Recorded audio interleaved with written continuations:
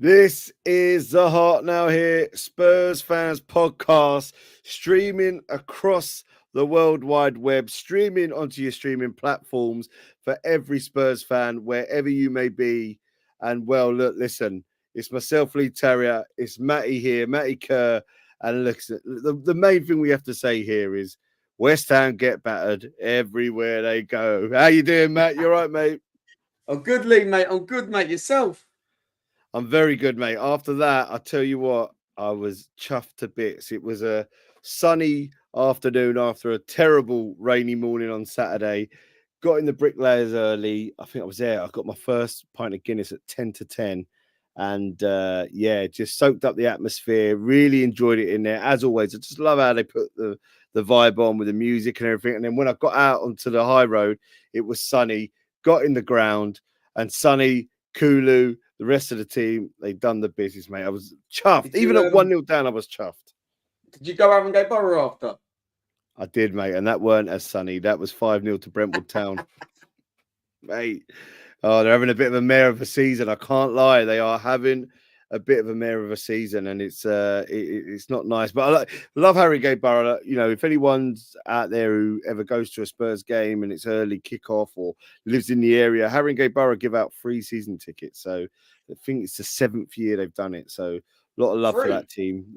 It's been free for 7 years. It's absolutely incredible, and wow. You know, they've had some really good times. Even in that time, they got live on BBC Two for the FA Cup first round against Wimbledon on a Friday night. They made it to the first round. They got a couple of promotions, but sadly they got relegated last year and still trying to find their feet. I think they haven't got a sustained squad, so it's been a bit tough. But mate. Oh, so Saturday was about 430, I think it was. Yeah. But but you know, for a non-league team, they've really become a bit of a staple of the community. So if you do love your football, especially non-league football, there is free non-league football going. And Haringey Borough, I can't speak highly enough for what they've done. It's a great atmosphere, brilliant for families, Matt, as well, for the little ones and all that. And not a harsh. Yeah, I mean, it's lovely. I go watch Bishop Stortford. I was going Braintree last season. I went and watched Braintree last season because of Jack was playing for them. But yeah, I like non-league, man. But I seem to follow where Jack goes. That's where I go to Cheshunt, or if he's playing at Ware or Bishop Stortford, I follow him. You know. Yeah, it's lovely. That's the thing, is wherever you go, it's really, really nice, and it's lovely that sort of part of English football has still really stayed true and got amazing crowds, amazing fans as well. That, you know, when you see some of these fans that go here, there, and everywhere for a team like that, Tuesday night to Margate or whatever, like Haringey Borough fans do, about all 12, 13 of them, it's incredible. It's bloody good. Part of the Haringey Ultras behind the goal. I ain't, mate. The actual ultras are up in there's a stand, isn't there, at Haringey? Yeah. There's a stand there, and they ring a bell, so they've called it the Bell End. It's brilliant, mate. That's the most rude thing you'll get at Haringey Borough, mate. Everything else is all right. But no, I was chuffed. So it was a great Saturday all in all in terms of experience. But for yourself, mate, how did Saturday play out, and what did you think of the game? Oh, so I'd my daughter, and that's kickoffs in the morning. So I literally made Tottenham on kickoff. Like, as I walked in the stadium, they were kicking off, which was always going to be tight no matter what. But yeah, I was, mate, obviously went to the game and that, and then I was in the bricklayers coaching it after. Watched Bournemouth win. I got home about 9:30, but I was in a bit of a ropey way, but I was all right, you know. Mate, that's the thing. I went the first time because after Haringey, we went back to the high road, went to Chick King. By that time, it was probably about 5:15, and we ended up in Antwerp, which is lovely. I haven't been in there for a long time, and it was actually lovely going there. But the bricklayers still had the last few left in there. I didn't know. I looked in the window and I thought, no, I'm not going to bother now, because it looked like this was about 9 o'clock, so you'd probably gone by then. But yeah, I was in the coach. I'd left by then. I'd left. Yeah, but probably like some of the other lot was still out there, you know. Oh yeah, massively, mate. And I think, like, as a game, how did you feel, considering, you know, we sort of was on here laughing, else would cry after the Brighton game, but when it came to West Ham, I mean, bar the goal, we were good, right? We were really good. Do you know what, Lee? We've been good all season. Like, we could put away the Leicester performance, the Newcastle, the Arsenal, and the Brighton performance, but we've been quality all season. Apart from the Brighton away second half, we've been good, yeah? Out of Yeah. all of our games, the only one you could question was the Arsenal one, which kind of deserved a draw. But all the others, we've deserved to win. And I say it every single pod, Lee. We're going to batter teams this season. Like the way we're playing, the intensity we're playing at, the amount of chances we create, we're going to batter a lot of teams this season. But there will be bumps and we will lose, but I'm more positive that we'll beat teams by a heavy scoreline throughout this season. Massively. Going back to the West, go on. Lee. So going back to the West Ham game, mate. I thought we started off bright. I remember saying to Damon O'Neill, I said to him, we need to score because we're on top. We need to score. We can't have this going into half time. 0-0. 20 seconds later, West Ham went 1-0 up. But I didn't panic. Do you know what I mean? Because I still thought we were playing really well, you know. And then Kulu just was unreal, weren't he? And in that second half, we just literally blew him away. Lee, I know you thought this as well, yeah. When Sarr played that ball to Sonny, you knew that was a goal as soon as Sonny started running. You've seen the step over, you've seen the drop of the shoulder for years, and you knew it was a goal. As soon as he picked up the ball.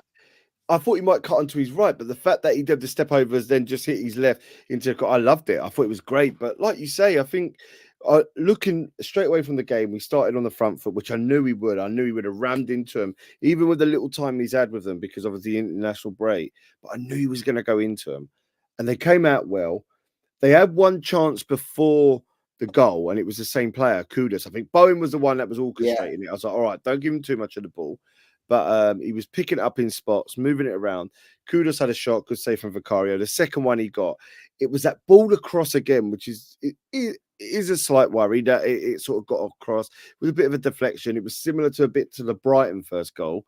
But even at that, I looked at them and went, they've got nothing. They really have got nothing, and we're gonna punish them. My biggest issue with it in the first half, because we'll come on and like you were saying already, but my biggest issue was we had 12 corners, massive amount of corners. You try and bet for 12 corners in one game, you wouldn't get it. 12 and a half, and they were ineffective in every way. And I got to say, it wasn't one of Maddison's greatest games. And I think him going off at half time was quite justly deserved because Puppy Sarr, come on, mate. And he did give us that engine that I think we needed. Do you know, because Papa, I feel like, dropped off recently and he's gone down the pecking order, hasn't he? But I thought coming on the other day, he brought energy. The ball to Sonny was unbelievable.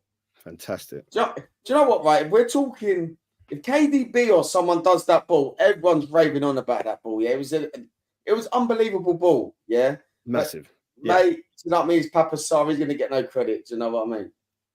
No, of course not. Not at this point in his career. Until he becomes up at Echelons or moves to bloody another team, that's when they will start crying. But it was lovely. Where did you sit, Lee? So I sat in Kev seats. I got Kev seats. They were lovely. They were really nice. So we were behind the goal where Kulu scored. And it was he was phenomenal. And I think we've been saying it for a long time.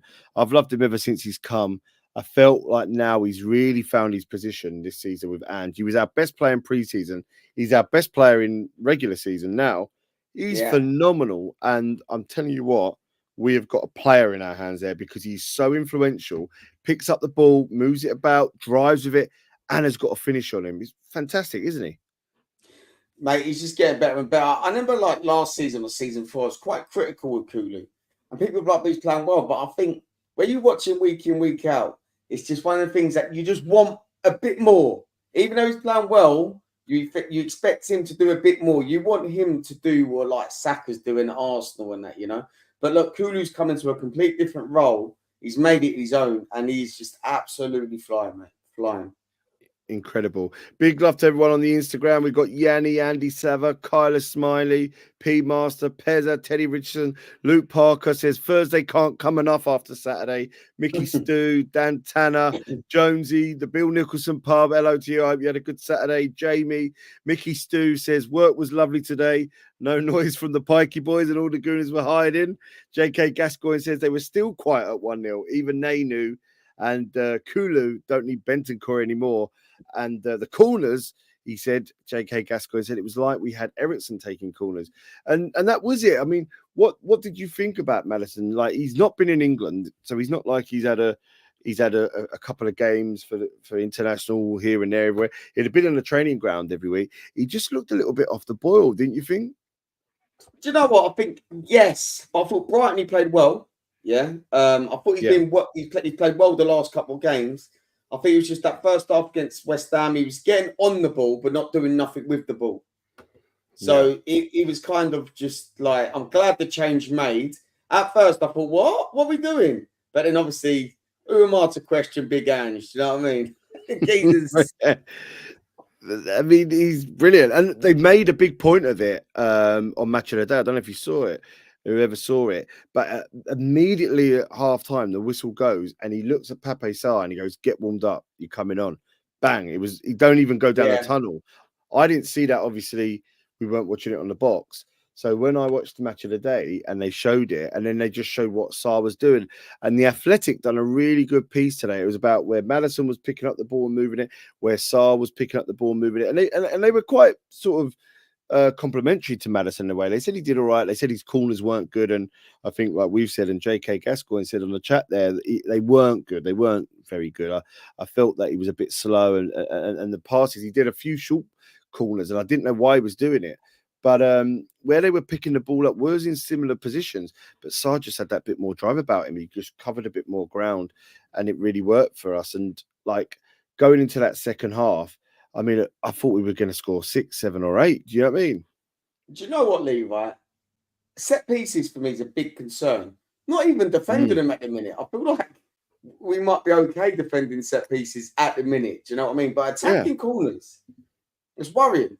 Like you say, like 12 just in the first half or whatever the other day, and we never looked like scoring from one. No, not one at all. And that's mad. 12, I don't remember a time when we had 12 corners in the first or in any half, like to not utilize them. It's worrying. Like, look at Man City yesterday, 95th minute winner, John Stones. I don't see that from Spurs, from a set piece. We'd probably still play it short and then go back to Van der Ven in the 95th minute. Do you know what I mean? Like, and then back to Vicario. And then start again. But how did you feel about the defence? Because they didn't have loads to do outside of that first sort of spell when West Ham scored, but they looked good. Do you know what I mean? They did what they had to do. Udogie and Pedro Porro, they went and done what they can do. But yeah, I think it was a good day for them and Vicario at the back, didn't you think? Here's one for you, Lee. Udogie. Yeah. What's your thoughts on him at the minute? I like him. He got spun for the West Ham goal, didn't he? Brighton, he's kind of non-clearance cost us that game, really. It was a turning point. Yeah. I think that, I love him. I like him. But I think at the moment, there's a couple of mistakes creeping in his game.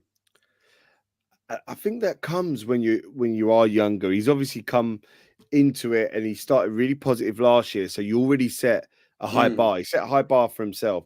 And young players do dip in and out of form because I think when you come in, there's that sort of youthful ambition and not being scared and just fuck it. You take it up and you're going for it. Where then after that, it sort of, you get used to the playing ins and outs every week. And I think sometimes if something goes wrong at that point, it can deter you a little bit. And that could be it. He's still playing well, but I still think there's a lot for him to improve on, and confidence could play a big role in that. But I mean, we talk about confidence, and I've got to say, I really wanted to give Timo Werner a hug, mate, because I just felt so bad for him. What did you think? Do you know what? Right, I like Timo. Timo, yeah, like I do. I feel like even when Sonny's been injured, he's actually played well, but just not been able to score. Or in the final third, he makes the wrong pass, but he's made the pitch big. He's stretched it. He's doing the right things. He's just there's chicken in the final third, isn't he? What's he doing? Even a misplaced pass went out for a throw. He had no one around him, and I love it. Like I'm saying, he works hard, he runs, and all that. It's just that actual key ball or key shot that he hasn't got. And I think missing those chances against United and then it was against the team in Europe, it's just not helped him. And I just think, oh, bloody hell, you just want him to get something because it could change him completely. And I really, really want that for him. Lee, I think he could score a hat trick on Thursday, and then come Sunday, he'd be exactly the same player as he was against West Ham. You know, like You think? I don't think he's got it in him to be like a prolific goal scorer. I don't know if he does it in training or what, but he definitely don't do it in matches. But his numbers at Leipzig before the Chelsea move were fantastic. Yeah, I know. Look, me personally, I like Werner. I do. I really do like him. I think I must be the only fan that really likes him. Like, I just want him to come good. That's what it is. I just want him to come good. Yeah, I think everyone definitely wants that for him. But we had Son back on the left-hand side. He scored. One of them was an own goal that he was involved in. He had another chance. He hit the post, didn't it? I think by that time, so giddy. Yeah. So, I mean, what did you think having him back? Did you think he played a real good part? Was really good on that left-hand side while, we'll come on to Solanke after. But Son, what did you think? I think it's always good having Sonny in that team because we haven't got another replacement like Sonny, on the left-hand side.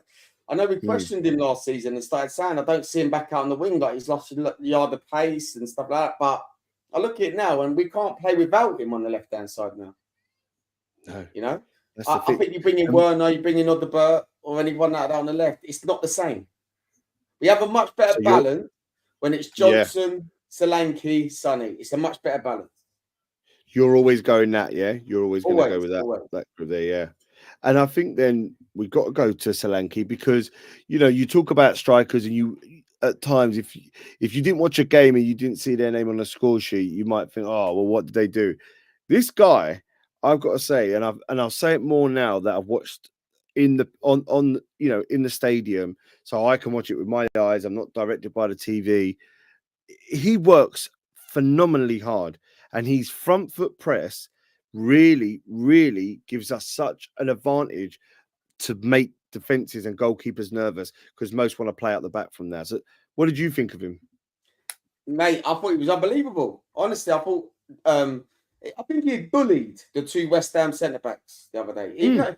People would look at the score sheet and be like, "Well, 65 million. Solanke hasn't scored." He absolutely tore West Ham centre backs apart. Yeah, it was it back in the second half, and he's just leaning into Kilman and wins the ball. Do you know what I mean? He gets us back up the pitch. I think his hold-up play is unbelievable. But there is going to be fans outside saying he's not scoring. If you score 4 goals in your team and your striker's not one of them, that's a good thing. Yeah, it's a good thing. Yeah, I think at the end of the day, around the pitch. Exactly, and he's having such a say in why those things are happening. He was fantastic against Brighton. I would say I'd give him 2 assists in that. He was absolutely fantastic. So, I mean, with that being in mind, and James Coop saying it here on the chat, do you think we should change the starting 11 with someone like Solanke when he hasn't scored, with someone like Werner, Dragusin, who James Coop's already talked about? Start with Solanke. Would you keep him there on Thursday to see if it's worth getting a goal at home, or are you saying no, Palace is really important and we're quite good in Europa at the moment in our position? I don't know how fit Richarlison is. So they might have to manage his minutes. So more than likely, Solanke might play 60 minutes and then Richarlison plays half hour. Right, okay. Do you think he starts Will Lancashire? He might I think he might start Will Lancashire at home with the crowd behind you, with Richarlison coming off the bench. However, I think we need these 3 points, and that takes us 9 points, and we're near enough qualified. Yeah. So I do think we get this game over and done with. I think because there's going to be a lot of teams down here that won't even get to 9 points. So I think we're like halfway there to qualification. It is. I would start Solanke. Yeah. I would start Solanke and probably take him off 60th minute. Dragusin. Is he allowed back now? Sorry, not fit. Is it a 1-game ban he only got? Because it was a straight red, no? Look. Yeah, I'll have to have a look because he got a straight red. So Europa, I'll have a look to see if he's back in it. I'm not really sure, but if it's normally if Radu is available, available, I'd start Radu. I think Archie Gray probably goes right back and give Porro a breather. And I would also, I'd play Van der Ven and I'd rest Ndogi for Ben Davis, mate. You If bring in Davis is Davis, eh? available. Well, Ndogi's Interesting. played quite a few, isn't he? Like, if Davis is fit and available, let's bring him on because Ndogi's played quite a few games now. He even played the Europa League game in Budapest, didn't he? He did. Yeah, he did, So, mate. yeah, I'd let Davis play. Look, we've got Crystal Palace away Sunday. It's not going to be easy, you know. So No we way. have to. I'd rather. I think we'll get 3 points against AZ at home. No matter, I do think we'll get it. We could play. We could make 6-7 changes, and I feel like we would still get 3 points at home. The priority here is we have to go to Crystal Palace and win on Sunday. There's no point putting a brilliant performance against West Ham and then go and lose at Palace. You know. Exactly, when you got 2 home games in the league coming up after that as well. Obviously, City in between that, and that's huge for us. I mean, and I'll come on to that in a minute as well, because that's something that's going to be really big next week. But finishing off with West Ham, which was a great day, absolutely great day. Who would get, let's start the other way around this time. Who would get your dick of the day for the Spurs West Ham game? I'm not going to go for the easy option of Werner. Because I know you're trying to edge me to that, ain't you? Actually, I was thinking I could edge you towards one of their dicks and happily take it. I didn't know I was allowed to pick their players out, so I'm going to stick with the fact it's West Ham. You can, but yeah, you can do what you want. Do you know what it is? I'm gonna probably go with James Maddison because I think we did have a heavy lot of corners in that first half, and he didn't create nothing from them, you know. And how many of them went short corners? You know, it's frustrating. It's frustrating. Yeah, I don't think that's a bad shout, mate. And you know, we don't normally Madison. I don't know if he's ever got that, but he didn't have a good game. I really wonder how he took it because there's no chat after the game. Obviously, I don't think he was interviewed him and stuff, but. Considering he was left out of England and he's probably trying to get his way back in there, his form hasn't been too bad this season. I felt he's been all right, especially coming into this game. But then to get taken off at halftime at home, it's never one that you can never feel good about it. You know, even after the game, when you see it's 4-1, it's not a moment where you can think, oh, okay, like yeah, I'll accept that. I mean, he must be licking his wounds a little bit. So very interesting dick of the day moment. But then champagne moment, mate. You know, what was the champagne, the creme de la creme? I would have given it to Solanke. However, I'm going to go for Madison's replacement as Papa Sarr because he's been frozen out recently. Been frozen out, and I thought he changed the game in that midfield. His energy won a lot of important tackles, and even that Sonny's goal, winning that tackle on the edge of our box and spraying that ball straight through to Sonny. I've got to give him to that. Because I didn't expect that pass from Papa Sarr. He can't even pass the ball 5 yards, and he's trying to pass like that. That's a great champagne moment, mate. He did really good there. Then I guess this is the no-brainer of it all. Your man of the match, May. My man of the match is I'm going to go with Solanke because I literally. Okay. I think he was a monster. I think he was an absolute monster all game. Yeah, he was brilliant. It's good you said it. I would have said Kulu, just because I just feel like. Sorry, yeah. I've been telling you how good Kulu's been as well. I've been telling you how good Kulu's been. He's run the show, and I'm like, yeah, Solanke. But that's the beauty of it, though, Matt. I felt that, like, you know, seeing this happening, seeing that Kulu was doing what Kulu's done all season, but then seeing how good Solanke worked, I think like work rate and what that does in terms of how it brings the rest of the team in is so important. So I'm glad that you said that, and you know, you've done it for a reason because you clearly, you know, recognizing what he was doing. So I think Kulu, Solanke, it could have been a couple more who were doing really well. Brennan Johnson, I felt he did a good defensive job there a little bit. He sort of trapped back well because he knew Bowen was coming. He wasn't as assertive in terms of in front of goal. The header wasn't that great, and I think there was another shot, not bad, but wide. I think he struggled. I think he struggled against that Emerson, didn't he? I think he struggled against that Emerson. I just think what we were doing at some points in terms of an attacking sense, because I felt his position was really good up and down. He really supported Pedro Porro.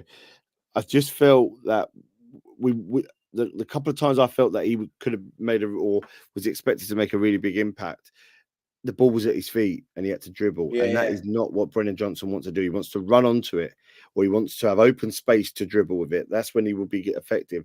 If he's got to beat a man, I said it on here a few times, he's not Aaron Lennon. He's not going to shift it and then get that next accelerated couple of yards of pace to get past the player. So I thought positioning, it was one of it, and Ange said it was one of his best games. Ange said it was one of Johnson's best games. And I could see that because his position was really, really good. But in terms of an effective attacking sense, not as not as loud as other games. It's a bit of a quieter game for him. But yeah, all in all, mate, we can't complain at all, can we? When you look at that, you want to beat your rivals that way. I mean, they were quiet. They'd left by 75 minutes. They were gone, most of them, and then Kudus gets sent off. Brilliant. All right, mate. He lost his head, didn't he? Completely lost his head, man. Do you know what they're talking about? An up to 8-game ban for him for doing all that, No, really? Yeah. Because what did he do? Kick him, and then I think he hit him, and then didn't he slap someone else, or is it just the one slap? What did Richarlison do? Did he dive or he dived? He slapped Van der Ven, and then as he was moving, he sort of slightly came across Richarlison, and Richarlison done what Richarlison does. But then I think he sort of it was all getting a bit haywire, so he might get told off for that. But he might get 3 or 4. He might get 3 or 4. Yeah, very silly boy with the game so far done. But them as a team, you think that they got rid of Moyes, we're crying out for this, bought all these the defender attacker, and they looked they were dreadful. They were dreadful. They look in a bad way though, don't they? Like they're getting hammered quite a few times this season now. Chelsea went to their ground the other day and smashed them, didn't they? Liverpool in the Carabao Cup put 4 or 5 past them, Yeah, battered them. So I'll never complain about that because they'll get battered everywhere they go. That was Ange's first proper derby win over Arsenal, Chelsea, and West Ham. That's mad, isn't it? Yeah, because he played 6. Isn't it 6 or 5 or so? Last season we drew and lost to Arsenal last season. Chelsea we lost, and West Ham we drew and lost. Bloody hell, yeah. So this was the first one. And it was a big win because, I still struggle with the fact that there's, and I know it's not necessarily from us, and the good supporters we've got, people that follow us on here, but I really struggle at times with this sort of uneasy ship that sometimes comes if Ange would have lost on Saturday, that there would have been a big catastrophe. I'm like, this guy, can we not clearly see what's going on here? And it is open, but at the same time, look how many goals we've conceded to look how many goals Arsenal's conceded, and they were being praised as the best defense in the world. I mean, it's bad. I find it crazy. Our fan base is, I feel like Ange is always 1 or 2 defeats away from such heavy pressure of we need Ange out. That's how I feel right now, and I think it's absolutely nuts. I honestly think 2-3 years us sticking with Ange, we don't know what's gonna happen with Man City, yeah. But Liverpool, Arsenal, no one knows, yeah. If Arsenal don't start winning leagues, some of their players might start leaving like we had to go through, under the Pochettino. Boys, I think honestly in 2-3 years time, you're going to see a completely different Spurs. Then we're going to see us competing. Yeah, I like him, and there's been some really, really good stuff on the Athletic about. As I said, there was the positioning of players. There's our counter-attacking styles, which alongside our sort of really forward-thinking styles, it looks really positive. Some really strong numbers there. So I'm really, really pleased about that. So it's nice when that happens because I felt when we got the goal back, and especially when we went 2-1, the Ange Postecoglou song come out, and I was like, look, back this guy all the way because he speaks with such conviction that whether people want to call it stubbornness or not, the fact that he wants us to do that, and the fact that we want that, and the fact that we get these results, like you said, we are going to hammer teams, no pun intended, but we are going to give some teams a good bloody hiding, and that's going to work really good in our favour. And there are going to be bumps, like you say, but I still believe that what he's doing, the style that we play, and the players that he's got, and they all want to play for him. It's exciting. The lapse of concentration at times is the key thing for me at the moment, to just constantly stay switched on, because we go from attacking to defending quite quickly, and it's sometimes that switch off can mean we're a goal behind. I don't know when we're going to get our next clean sheet in the league, but I still back us to score more than others. Not all season, mate. Yeah. Lee, would you put that up there with our best performance this season or the Man United away one? I thought this was better. I tell you what, I thought the first 30 minutes against Man United was absolutely incredible. I might say that as a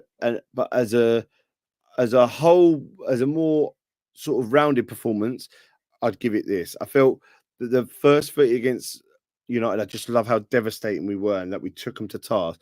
What I liked here is that I felt, bar that moment where they scored, I just didn't feel under pressure at all. And I felt we used the ball. We could have got loads more.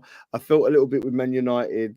We went a bit within ourselves in that second half, and it annoyed me a little bit, if I'm being honest, because we let them back into the game with 10 men between the sort of 55th and 70th minute, and I didn't like that. I was like, no, we should put this to bed. Should have already put it to bed.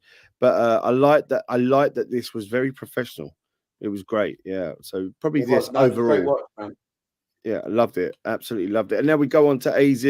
Like you say, there are going to be those changes.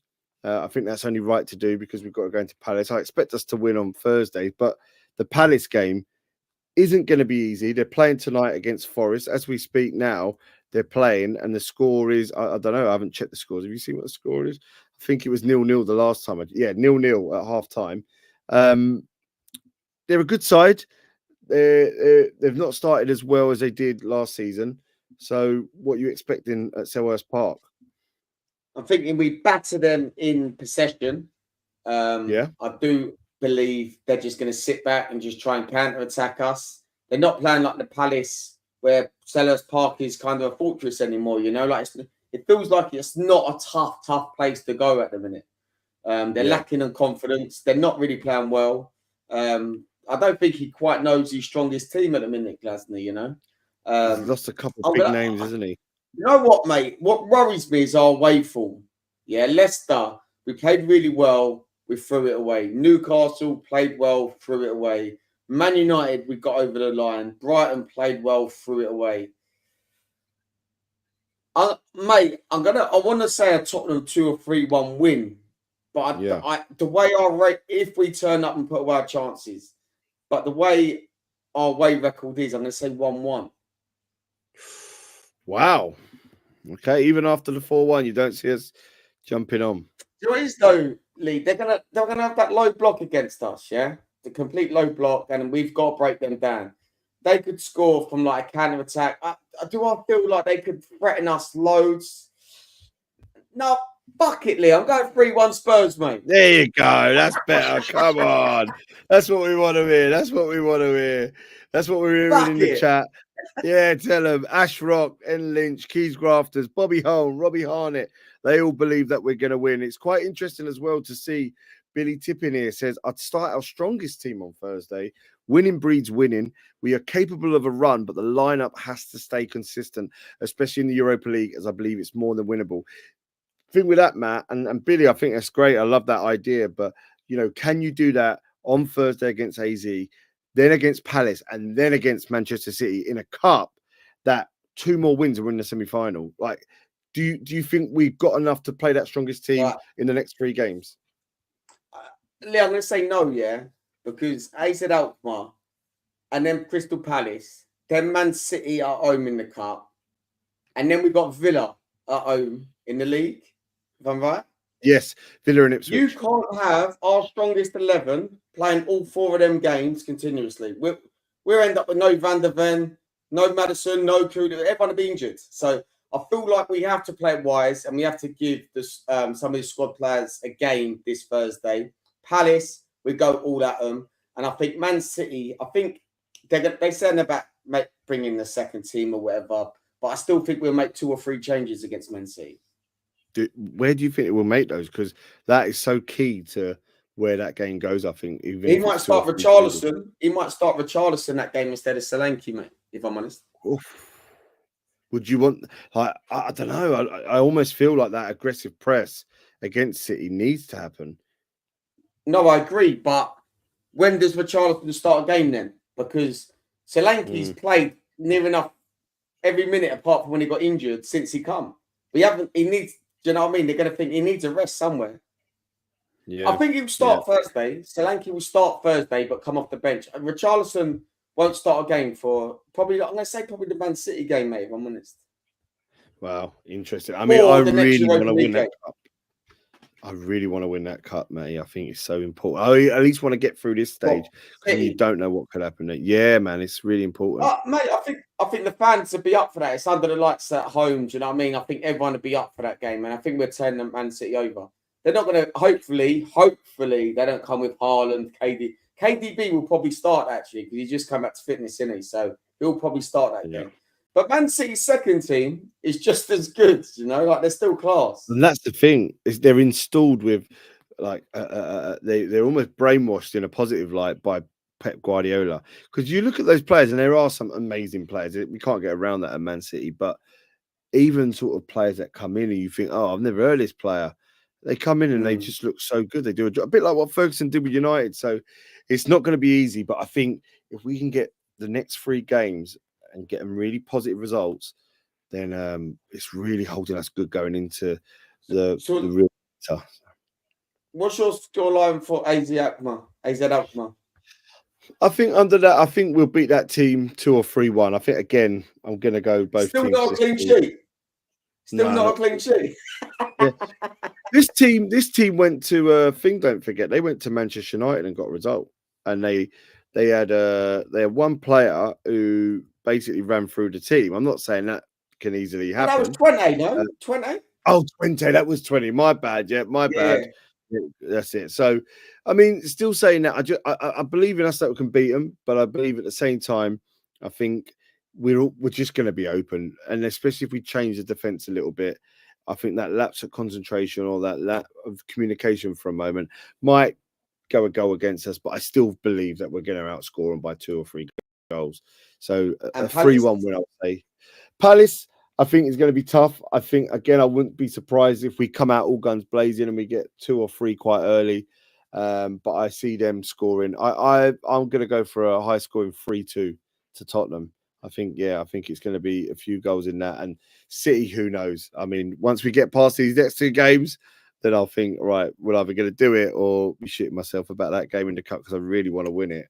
But no, mate, it's exciting times. It's exciting times all round. I mean, it's not been as nice for some of the other teams. Spurs women are having a bit of a tough time at the moment, but they've not had the easiest fixtures.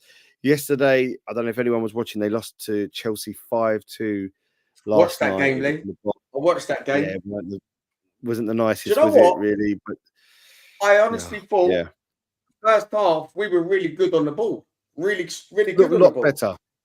Yeah, it was it looked, towards the sort of second, in the sort of last quarter, could you say, of the game, we started to fade and the quality shown. But this is Chelsea. I mean, bloody hell, professional team, quite a bit of money behind them. But before that, it's not been going so well for us because the game before that was a 3-0 loss to United. The game before that was a 3-2 loss to Liverpool. So not started the best in the league. We're 8th in the Women's Super League, 1-1. Drawn 1, lost 3, so we're currently on 4 points. But let's hope that's a turnaround. The under-21s, they didn't play yet. They're at home, well, at the Lamex Stadium in Stevenage on Friday night. They play Reading. Again, we've not seen the best of a team that basically won this division, the PL2, last year. We're 21st out of the whole group, but at the moment they split it into North and South, don't they? So if you put all the groups together, we're 21st out of 26. But I see that turning around quite quickly, and Reading being one of those games. We played 6 at the moment, 1-2, lost 4, so I'm expecting more of that. And sadly, although we beat West Ham in the men's full team on Saturday, we lost to West Ham under 18s 4-2. Sadly, 4 for West Ham. The 2 goals for Tottenham Hotspur were scored again by the name that we continue to mention, Luca Jamie Williams Barnett. We keep bringing him up. He has scored. He's on fire, mate. It's absolutely incredible how many goals he's scoring, and he looks a unit. I said it before. He looks an absolute unit. And I want to see. I mean, it's so early doors, right? With under 18 academy players. They're still developing like anything. But I want to get on Spurs play and watch a bit more about him, because I've seen a bit of highlights. Looks really, really good. And in the under 18 league South, we are fourth. Played 7, won 3, drawn 2, lost 2. So we're going all right there. But I think with someone like him who's constantly scoring, I'm just like, right, what is there? What is there about? And there's got to be something. When you start scoring goals like that at such a consistent level, or consistent, game by game, then there's something normally about you. So keep an eye out for him, people. Luca Williams, James Barnett. I don't know if he's been representing England. Yeah, I'm not sure he has. There's been no talk about it, but the guy is still he's 16 years old, man. It's absolute madness. So he's playing under 18s at 16 and he's scoring every week. How bad that? So we've got somebody to look out for. But so doing any on we go. under 18s or anything like that at the stadium this season, or is it Well, I'd love to. into a cup? I'd love to. The one thing that I do get a little bit annoyed at from the club, I think their lack of letting fans know about these games, whether or not that's because of they don't want to publicise it too much, because it could mean that it's a bigger event day than they can put on, or that they're putting out for. But there are games that happen in the PL2. Not sure about the under 18s, but definitely in the PL2 a couple of times a season that get played there, and nobody knows, especially in the cup games. But I'd love to be down there. I think if we get the chance, Matty, and a few of us go down there a little night out, it'd be great to see, because these are great games. You going Tottenham Arsenal ladies? I think it's in November, isn't it, at Spurs Stadium? Oh, yeah, I wanted to. It's my mate's wedding in Manchester the day before, so if I get back in time, I was thinking about going, because it would be quite nice. It all depends on how many sherbets I've had the night before, mate. If I've had too many, then I might have to delay the trip down the M1. But yeah, I think it'd be lovely. It'd be a good crowd. You going? I will, definitely. Also, yeah, mate, if good. Crystal Palace don't win today, we're the only London team in the Prem to win this weekend. That's mad, isn't it? Bloody hell. It was a great weekend. Quality weekend to have us win early and Arsenal win late. Fantastic. Then Chelsea to lose. Obviously, us beating West Ham. Like you say, Palace. Fulham lost. Yeah, of course, Fulham lost to Villa at home. Brentford lost. Yeah, Brentford lost United. Oh, mate. Happy days, Matty. Long may it continue. And long may we be back here next week with 3 more points, both in Europa and the Prem, mate. It's been really good. Thanks to everybody that's been listening, been watching. Don't forget, we're on every platform. We're on YouTube, we're on Instagram, we're on Facebook. We're on our normal streaming services if you listen to us as an audio podcast. Get in touch. If you ever want to be on the show, let us know. Sometimes some of us are away, things get in the way of life, but listen, we'd love to get people on. If you want to chat, we love your messages. So if you want to be a face to a name, just come on. And big love to Billy Tipping there saying, keep up the good work. We love doing this. So any more we want to come on, just give us a shout in the messages and we'll get you on. But Matty, have a great week, mate.